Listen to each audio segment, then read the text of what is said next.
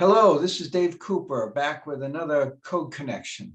Today I'd like to talk about Headroom and mention a couple of things about it. In particular, are you allowed to have less headroom if there's a sloping ceiling over the stair or at a crossing flight? The answer is simply no. Unlike hallways, where the code allows the required ceiling height to only be for 50% of the width of the hallway, we don't have that for stairs. And the best way to think of measuring headroom, in the code it says, measure from the nosing line up, or from the landing up, and you have to have 6'8" clear of obstructions. Well, you're better off to think of that as the nosing plane. Think of a plane that extends across the full width of the stair and down all the way down the stairs, all the way till it touches the landing. Anywhere on that plane, above that plane, you need 6'8". Now, of course, spiral stairs are a little bit less, 6'6", but the same thing applies. Now, we had an inquiry just recently about how it's detailed in the visual interpretation. And it shows on spiral stairs, the headroom being measured to the outside edge of the circle of the circumference of the stair.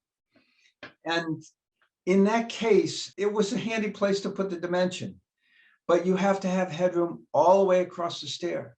Now that can be critical on spiral stairs, especially where the run gets really short, really steep near the center of the stairway. So just be aware of that. Also, one other point, you have to have the headroom all the way across the width of the stair, even though the stair is wider than the required width. So we also had an inquiry where they had a 6-foot wide stair and some small portion of it didn't make the 6'8", but they figured that was outside of the required width of 36 inches. No go.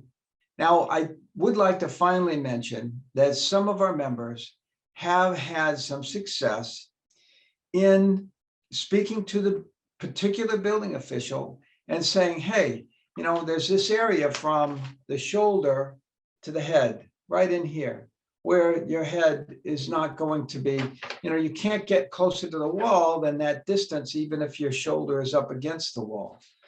And some individual building officials have said, that's within reason. Most won't. So again, you've probably heard me say this before, but you definitely want to ask permission rather than beg forgiveness. So with that, we'll see you at the next Code Connection.